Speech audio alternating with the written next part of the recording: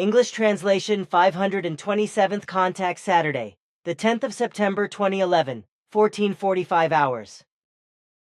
Man, I am lucky you did not get here before, because I just dropped by Eva's at the last second and closed my den. I still had some work to do outside. That is why I'm so late. You are not late because I told you that I will be here at 14:45 HRS. Of course, but I came at the last second, since you also just arrived. I was just able to close the door. That's what you meant. Exactly. Then I would like to start our conversation by mentioning a somewhat unpleasant matter, which I think we should discuss in an official way. If you say so. What is it about? It concerns an impropriety of a core group member which must be openly addressed, namely— Wait a minute. Can we please also keep it that no more names are mentioned here, as you did in our last conversation on the 27th of August, because I think that, with regard to the fact that officially no more names are to be mentioned to the outside world, the core group should also act in this way when things come up that are objectionable. At least this is the case when certain matters that are the subject of complaint are discussed in the contact reports. My thoughts here are about ensuring that certain incidents, etc., are not made public with the names of those responsible. Your suggestion is acceptable, as well as correct and true. But listen, the point is this. Recently, I listened to all the recordings of your group meetings this year, and I noticed an unpleasantness, which I have some explaining to do. The recordings revealed two very unpleasant incidents concerning statements made by one core group member to other core group members, namely that the voice was raised and twice members were disciplined in such a way that they would not belong to the core group according to their behavior, etc. This was also objected to by another member of the group in the second incident, which was also completely correct, but in my opinion, this is not bearing fruit. It must be said that, firstly, such statements by a core group member of the free interest group are not worthy of the free interest group, and, secondly, they are unjustified in any case, because it must be clear that all group members are not perfect and therefore not free of errors and not perfect in their behavior, because all of them are learners, and some of them have more trouble than others in this respect. This learning also applies to the member in question, of whom I am speaking here. And as you have often said in private conversations, all of them have to sow their horns and control their behavior and affectations. This also concerns me, my friend, because time and again I find myself wanting to grow horns. Sometimes I have trouble preventing my horns from growing or rejecting horns that are already growing. If you say that the whole thing should be discussed openly, then I agree with you, but also without mentioning names in case of complaints. But it will be necessary for me to bring up what you have said and explained in order to clarify the matter. You are honest, and that is also what I want, because I also have my difficulties in this respect because of the repulsion or growth of the horns, as is generally the case with the human beings. But only a few are big enough to admit it. But what I would like to say, the aforementioned accusations against core group members must be consigned to the past and must under no circumstances be allowed to reappear. Such statements are unworthy and inappropriate for each core group member, and furthermore, there is no justification for statements and attacks of the kind mentioned. There are statutes and bylaws, and these clearly define how core group membership is to be handled, as well as possible exclusion. Exclusion does not include quarrels and misconduct, but only serious offenses, such as those listed in Art. 5.4 AFF of the statutes as well as Art.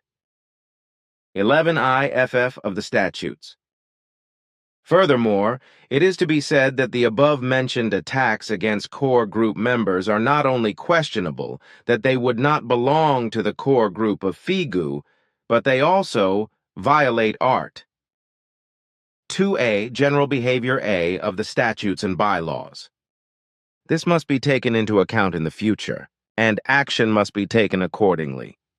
so that no attacks of the aforementioned or any other discriminatory kind can occur, and also not when someone is affected by agitation and can only control himself with difficulty.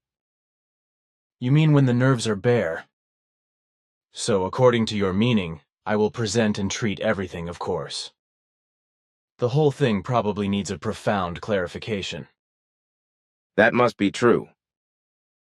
Then I will call up and write down at least this part of our conversation during the coming night, and also talk to the core group member in question. The sooner you get to it, the better it will be. But it is important to make sure that everything is understood correctly, and that nothing is interpreted from it that does not correspond to what I have just mentioned. What are you trying to say? What I have said refers exclusively to the mentioned way of saying that Someone does not belong in the core group if there is cross-communication and wrong behavior is revealed, but the articles of the statutes and bylaws you mentioned are not violated. That's what I wanted to say, but how many times do you anticipate my thoughts and words? That may be sometimes. But if there are serious violations according to the articles you mentioned, then the core group alone has to decide about a possible exclusion if the whole thing does not fall into your and Quetzal's domain, since you have reserved this for yourselves for certain cases. This at least as long as I can still transmit your decisions. If that falls away, then that too is no longer valid, as are certain other things that are subject to your reservation. That is correct.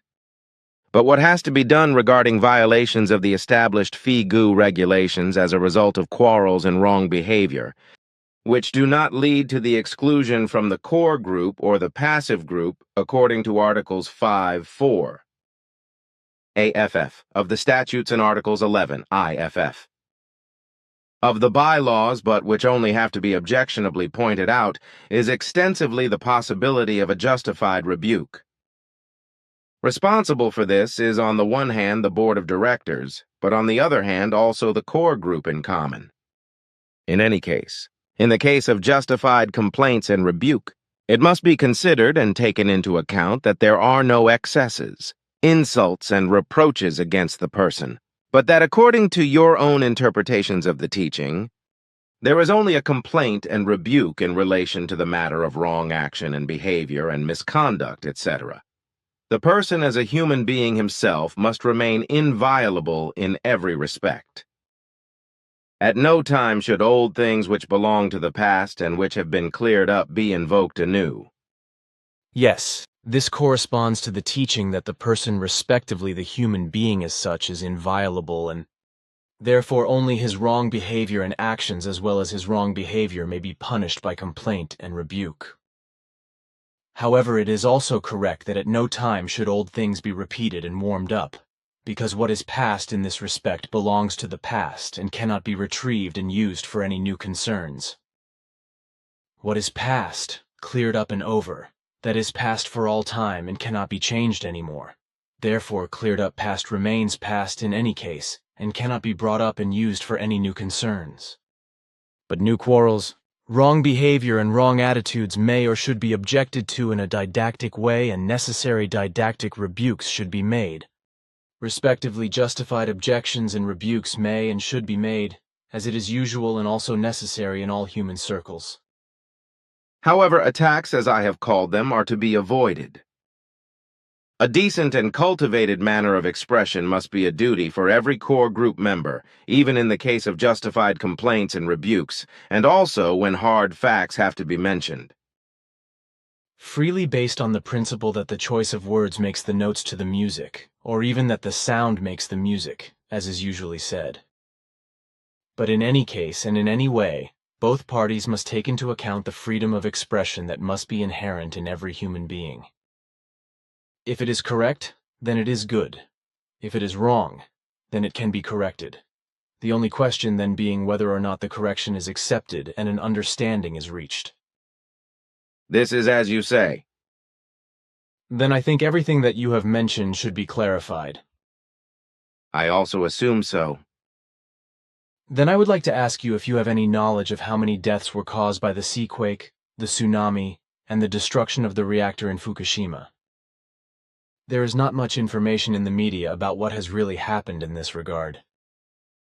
Since you are no longer making predictions, we are also not getting any truthful information about these things.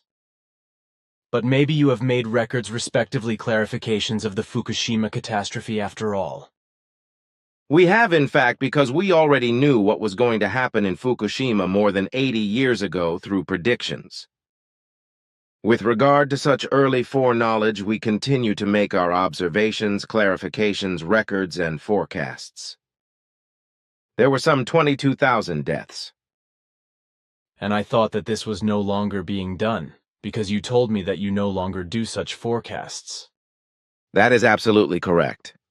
But it only refers to those that we did only for you, to warn the Earth humans about you, and to announce interesting things before they arrived and which have also been in our interest.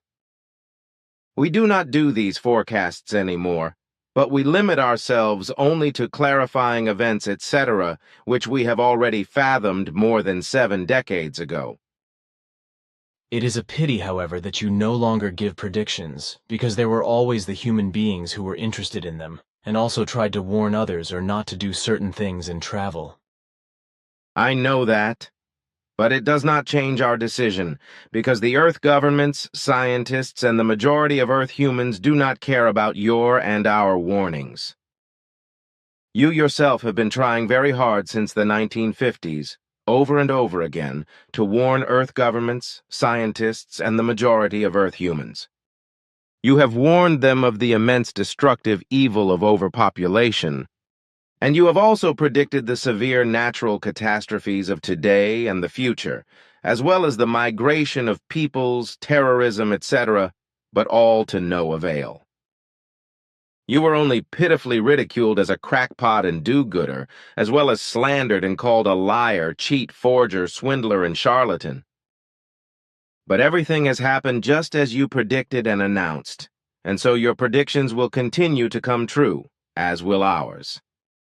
You and we have made an effort in vain, for we have not been listened to, which is why Earth humans are now having to bear the consequences of their mistakes in terms of overpopulation and the resulting destruction of nature and the adverse effects on the climate. The overuse of Earth's resources and all the degenerations that are becoming more and more common. Unfortunately so. But another question.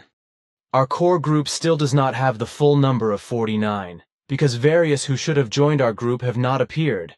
Not infrequently also because they were driven out by my ex-wife. Others, as you once explained, have died of illness or old age, others have died of misfortune, while the rest have fallen to pure materialism and everything secular. Whether they will find their way to the mission again is questionable, but not impossible, as you said. So I ask, how many are still directly related to the mission? Have you, according to my wish, asked the viewers of Time, respectively, Arahat Athersata? This I have done, whereby I have been advised that there are still some outstanding persons who have a direct and traditional relationship with the mission, in the sense that they should join the core group. But they are so much addicted to the worldly and purely material, as you yourself have said, that it is hardly to be expected that they will change their minds. As the Arahat Athersata level declaration states, everything concerning core group membership is henceforth based on unspecified persons joining the core group and becoming involved in the mission. According to Arahat Athersata, new core group members can generally be persons who have been connected to the mission for a long time without any previous determination, as well as others who have had no previous relationship to it but also feel connected to it. But many shy away from the duties that come with core group membership. This includes learning the spiritual teachings and putting them into practice personally, if possible. Also the night watch duty, Sunday duty, the monthly financial contribution, the stand actions, and the monthly general meeting on the first weekend. The Saturday evening, Sunday evening meeting on the third weekend, and the duty of 8 hours on the first weekend Saturday are things that are not accepted with pleasure. This is indeed the case. But whoever is really interested in the teaching of the truth, teaching of the Spirit, teaching of the life, and thus in the spiritual teaching in its entirety, who wants to learn it and orientate his life accordingly, will not be afraid to take on the duties if this is given by his own possibilities. Unfortunately. However, only the human beings have these possibilities if they can decide about themselves, their activities and leisure time as well as tasks, etc. themselves, and are not bound to them. But it is unfortunately the case that many Earth humans cannot understand that if an organization or association like FIGU is to function properly, it is also connected with the fulfillment of certain duties. This must indeed be understood first, but it would be very desirable if in the coming time enough persons would reflect and decide for the mission and a permanent membership in the core group. Your words in the reflecting and deciding ear. But tell me, are you aware of the number of the human beings who have ever lived on Earth? I read a figure of 110 billion in a magazine. But that cannot be true, because according to the memory banks, 121 billion human beings have ever lived on Earth. The number of 121 billion is also known to me. 110 billion is therefore a wrong number, probably caused by wrong calculations. Then the matter is clear. Actually, I wanted to ask for a long time, but I kept forgetting. Tell me, dear friend, do you Plejaren use glutamate as a flavor enhancer in your dishes? We often hear people talking about how good or harmful this substance actually is, but we just don't know anything for sure. It would therefore be good if you could explain something about it. That I can do. First of all, it is important to say that we Plejaren do not use glutamate or other flavor enhancers in our food. Glutamate is a brain's own messenger substance that can be very dangerous for human nerve cells because they die if they are given too much of the substance. As a matter of principle, it should not be added to any food and should also not be consumed by the human being in any other way. However, since Earth humans disregard this and glutamate is repeatedly added to foods, the factor of weight gain arises on the one hand because the feeling of satiety is cheated and much more is eaten than hunger demands. And on the other hand, as already mentioned, glutamate kills the nerve cells and thus creates small cavities in the brain, with neurodegenerative damage also appearing, for example with regard to diseases known as Alzheimer's, Parkinson's, various types of cancer and multiple sclerosis, etc. So it is unfortunately to be said that in many Earth humans, the aforementioned flavor enhancer is often to blame for the above-mentioned diseases, even if this is not recognized by the medical profession and is denied by glutamate manufacturers.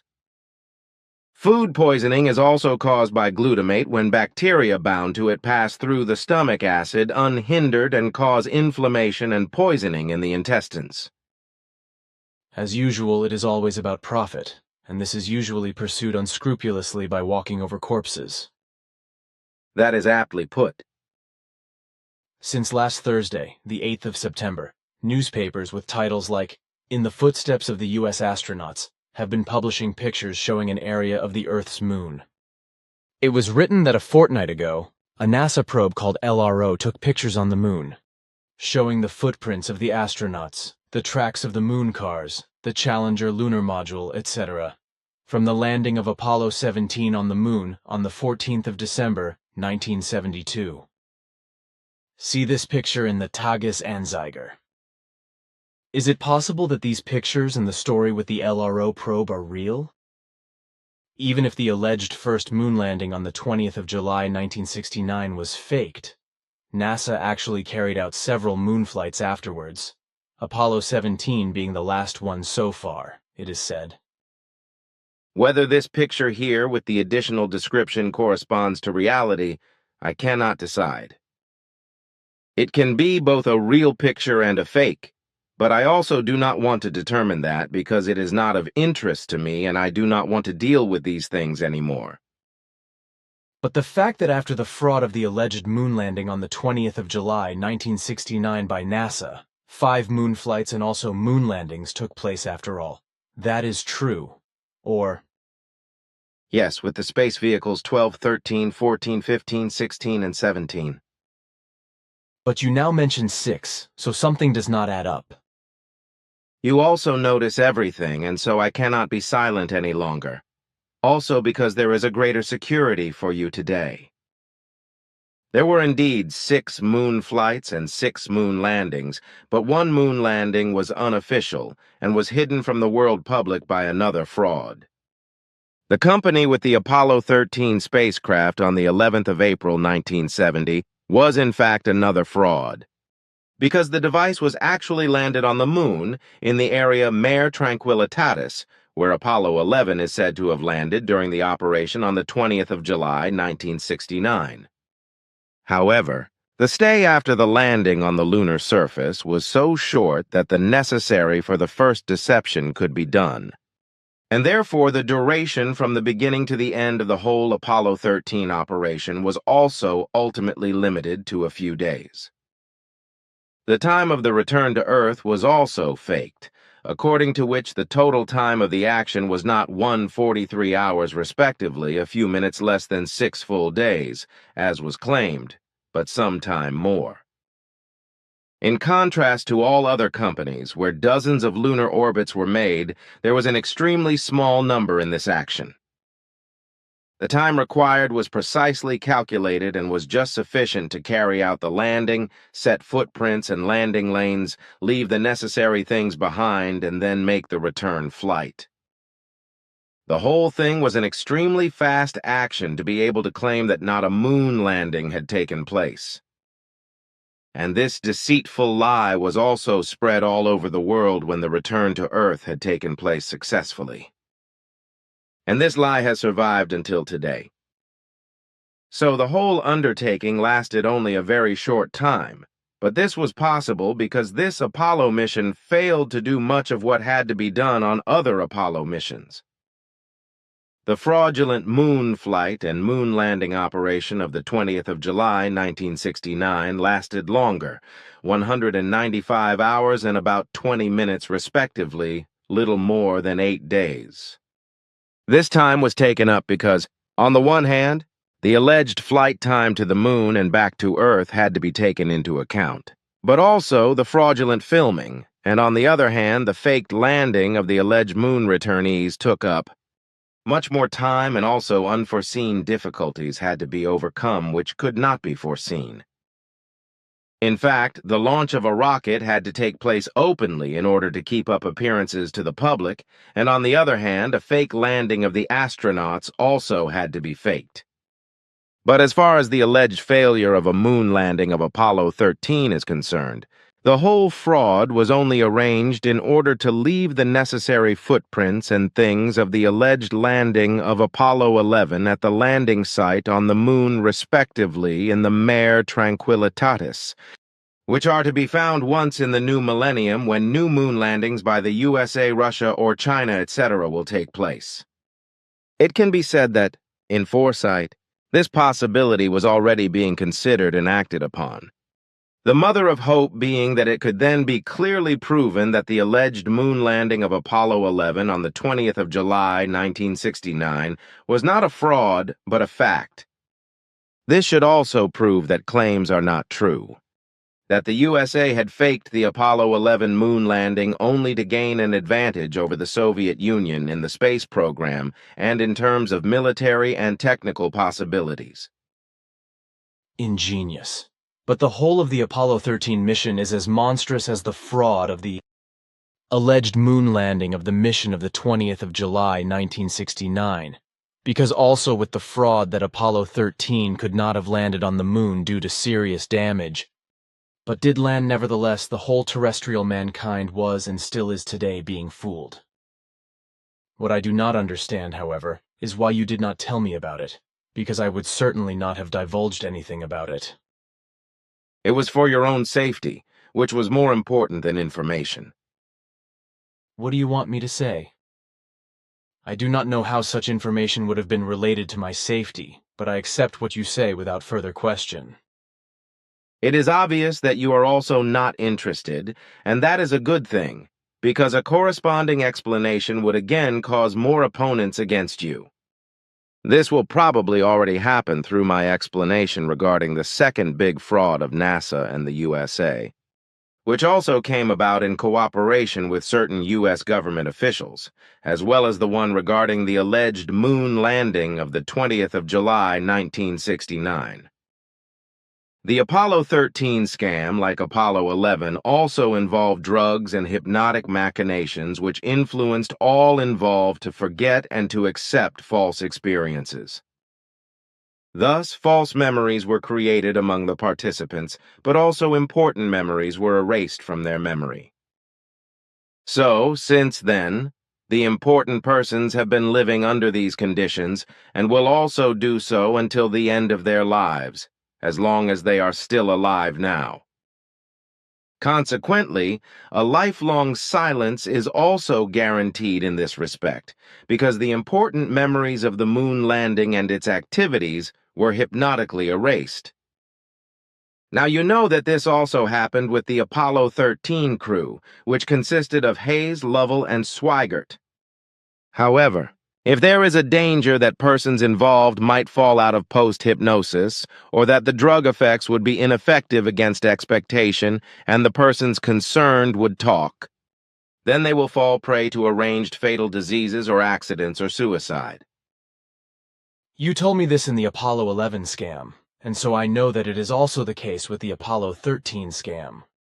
But what about all those hundreds, or maybe even thousands of technicians and crews and observers who were in the control center on the radio and on the screens, etc., watching everything that was supposed to have happened?